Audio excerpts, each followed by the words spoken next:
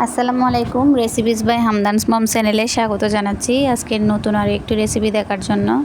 আজকে আমি করে দেখাবো তেঁতু ছাড়া মাত্র 5 মিনিটে কিভাবে কালো জিরা ভর্তাটা বানিয়ে নিতে পারবেন। এখানে ভর্তার জন্য নিয়েছি 1 কাপ কালো জিরা, 2টা বড় সাইজের পেঁয়াজ রিং করে কেটে নিয়েছি, বেশ কয়েক কোয়া রসুন ছিলে নিয়েছি, 2টা শুকনো জাল নিয়েছি, 2টা কাঁচা জাল। এখানে জালটা আপনারা আপনাদের পছন্দ মতো বাড়িয়ে বা কমিয়ে দিতে পারেন। এখন আমি কালো জিরাটা একটু ভেজে নেব। চুলায় একটা কড়াই বসিয়ে দিলাম। কড়াইটা আমার গরম হয়ে গিয়েছে। এক্ষেত্রে আমি কালো জিরাটা দিয়ে একটু ভেজে নেব। কালো জিরাটা আমি বেশি ভাজতে যাব না, কারণ বেশি ভাজতে গেলে পুড়ে যাবে, সেক্ষেত্রে ভর্তাটা তেঁতু লাগবে খেতে। দেখুন আমি নাড়াচাড়া করে 42 সেকেন্ডের মতো রাখছিলাম। আপনারা এর চেয়ে বেশি ভাজবেন না, বেশি ভাজতে গেলে ভর্তাটা তেঁতু হয়ে যাবে। কালো জিরাটা আমার ভাজা হয়ে গেছে, এক্ষেত্রে আমি নামিয়ে নিচ্ছি।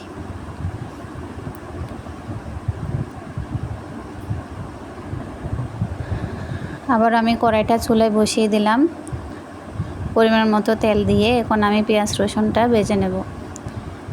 দিয়ে দিলাম তেলটা আমার গরম হয়ে গিয়েছে, এক্ষেত্রে দিয়ে দিচ্ছি শুকনো জাল 2টা।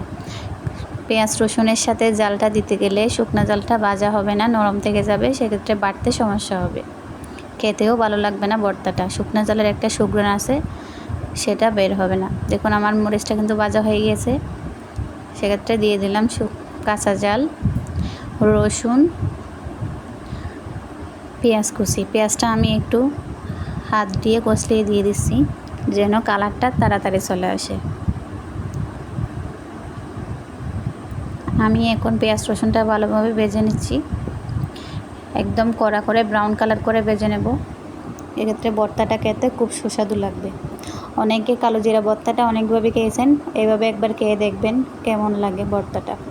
খুবই সুস্বাদু ও সুদীগুণে সম্পন্ন এই ভর্তা একবার করে আপনারা নর্মাল ফ্রিজে 15 দিন রেখে খেতে পারবেন।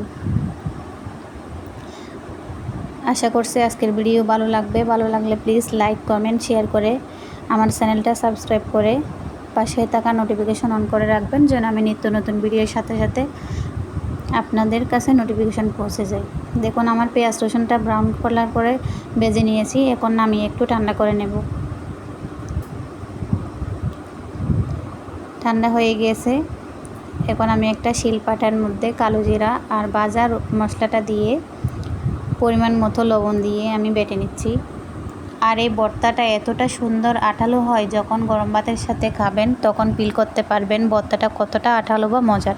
ছোটো বাচ্চা থেকে শুরু করে বড়রা সবাই ভালোবাসবে এভাবে করলে। এর স্বাদ সত্যিই অতুলনীয়। দেখুন আমি একবার না 2বার করে বেটে নিচ্ছি ভর্তাটা, যেন মিহি করে বাটা হয়ে যায়। যত সুন্দর করে বাটবেন তত ভর্তাটা খেতে মজা লাগবে।